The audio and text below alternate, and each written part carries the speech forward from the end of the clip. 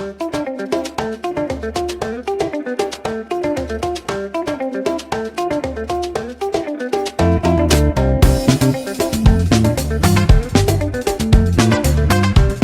Friends, welcome to SPR wheels travel channel. மீண்டும் ஒரு வீடியோவுடன் உங்களை சந்திக்கிறேன். மிகவும் மகிழ்ச்சி. சேனலுக்கு சப்ஸ்கிரைப் செய்த அனைவருக்கும் நன்றி. இன்றைய இலக்கு பாரடைஸ் மவுண்ட் ரெய்னர் நேஷனல் பார்க் ஆகும். பாரடைஸ் மவுண்ட் ரெய்னர் நேஷனல் பார்க் அமெரிக்காவில், குறிப்பாக பிஎஸ் வாஷிங்டன் அமைந்துள்ளது.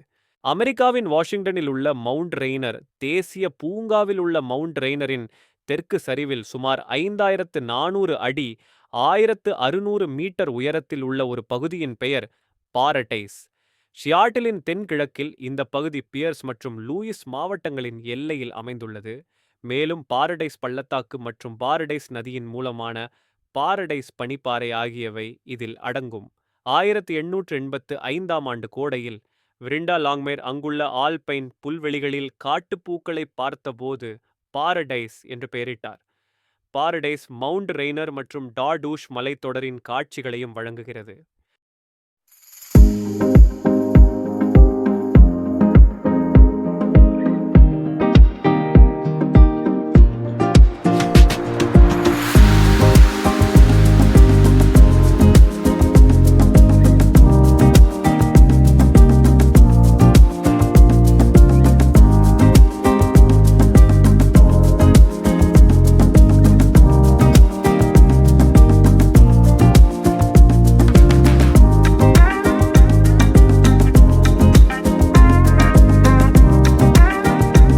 மவுண்ட் ரெய்னர் தேசிய பூங்காவிற்கு வருகை தரும் பார்வையாளர்களுக்கு பாரடைஸ் மிகவும் பிரபலமான இடமாகும். 2000ஆம் ஆண்டில் பூங்காவிற்கு வருகை தந்த 1.3 மில்லியனுக்கும் அதிகமான மக்களில் 62% பேர் பாரடைஸுக்கு சென்றனர். தேசிய பூங்காவின் நிஸ்குவல்லி நுழைவாயிலில் இருந்து பாரடைஸ் ஸ்டேட் ரூட் 706 வரையிலான சாலை குளிர்காலத்தில் வாகனங்களுக்கு திறந்திருக்கும் பூங்காவில் உள்ள சில சாலைகளில் ஒன்றாகும். பாரடைஸுக்கு முதல் சாலை 1911இல் நிறைவடைந்தது. 1800களின் பிற்பகுதியில் லாங்மேர் ஸ்பிரிங்ஸுக்கு அதிகமான பார்வையாளர்கள் வரத் தொடங்கியதால் பெரும்பாலானவர்கள் ரிசார்ட்டிலிருந்து மவுண்ட் ரெய்னியரின் காட்சியில் திருப்தி அடையவில்லை. வளர்ந்து வரும் வாடிக்கையாளர் தளத்தின் தேவைகளை பூர்த்தி செய்வதற்காக ஜேம்ஸ் லாங்மேரின் மகன் எல்கைன் 1885ஆம் ஆண்டில் ரிசார்ட்டிலிருந்து பாரடைஸ் பூங்காவிற்கு ஒரு கரடுமுரடான பாதையை அமைத்தார்.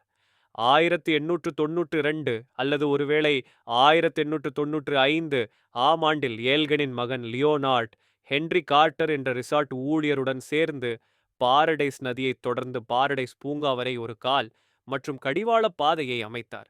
அடுத்தடுத்த ஆண்டுகளில் புதிய மற்றும் மேம்படுத்தப்பட்ட பாதையை பயன்படுத்த லாங்மேர் சுற்றுலா பயணிகளிடம் 50 காசுகள் வசூலித்தது.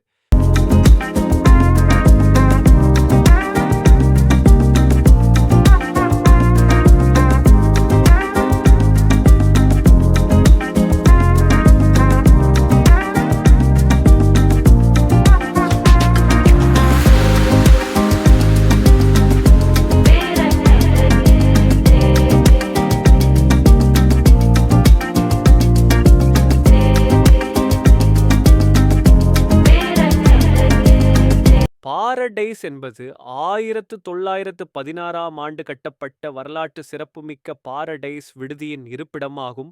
1920ஆம் ஆண்டு கட்டப்பட்ட பாரடைஸ் வழிகாட்டி இல்லம் மற்றும் 1966ஆம் ஆண்டு கட்டப்பட்ட ஹென்றி எம். ஜாக்சன் விசிட்டர் மையம் 2008ஆம் ஆண்டு மாற்றப்பட்டது. 2009ஆம் ஆண்டு இழிவுபடுத்தப்பட்டது. இந்த விடுதி தேசிய வரலாற்று இடங்களின் பதிவேட்டில் பட்டியலிடப்பட்டுள்ளது. பாரடைஸின் வரலாற்று மையம் பாரடைஸ் வரலாற்று மாவட்டமாக நியமிக்கப்பட்டது. 1931ஆம் ஆண்டு இப்பகுதியில் ஒரு கோல்ஃப் மைதானம் கட்டப்பட்டது. 5 ஆண்டுகளுக்கு பிறகு ஆல்பைன் பனிச்சறுக்குக்கான ஒரு கயிறு இழுவை நிறுவப்பட்டது. இவை இரண்டும் விடுதியின் விருந்தினர்கள் பயன்படுத்துவதற்கான வசதிகளாக சேர்க்கப்பட்டன.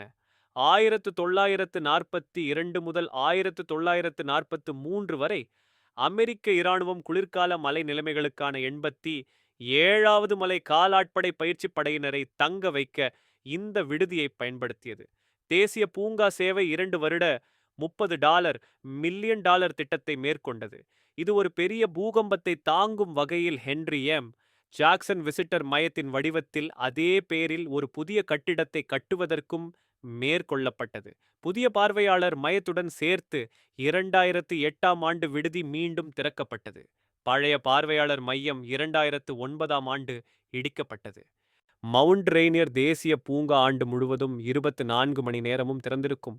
ஜூலை மற்றும் ஆகஸ்ட் மாதங்களில் சுற்றுலா பயணிகள் வருகை உச்சத்தில் இருக்கும். அப்போது வானிலை சூடாகவும் வறண்டதாகவும் இருக்கும். காட்டுப்பூக்கள் பூக்கும். மவுண்ட் ரெய்னியருக்கு கோடைக்கால பயணத்தை திட்டமிடுகிறீர்கள் என்றால் வாரத்தின் நடுப்பகுதியில் வருகை தருவதை கவனியுங்கள். இது பொதுவாக கூட்டம் குறைவாக இருக்கும்.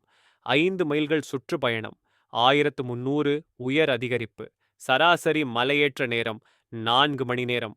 பாரடைஸ் மற்றும் ரிஃப்ளெக்ஷன் லேக்குகளில் அல்லது அதற்கு அருகில் பல இடங்களில் இந்த வளையம் சாலை அல்லது ஸ்கைலைன் பாதையை வெட்டுகிறது. ஸோ இந்த வீடியோவை பார்த்ததற்கு நன்றி. இந்த வீடியோ உங்களுக்கு பிடித்திருந்தால் உங்கள் குடும்பத்தினர் மற்றும் நண்பர்களுடன் பகிர்ந்து கொள்ளுங்கள். லைக் செய்து பகிர்ந்து கொள்ளுங்கள். கருத்து தெரிவிக்கவும். இந்த சேனலை சப்ஸ்கிரைப் செய்யலை என்றால் உடனே சப்ஸ்கிரைப் செய்யவும். இதே போன்ற ஒரு வீடியோவில் மீண்டும் உங்களை சந்திப்பேன். நன்றி. விடைபெறுகிறேன்.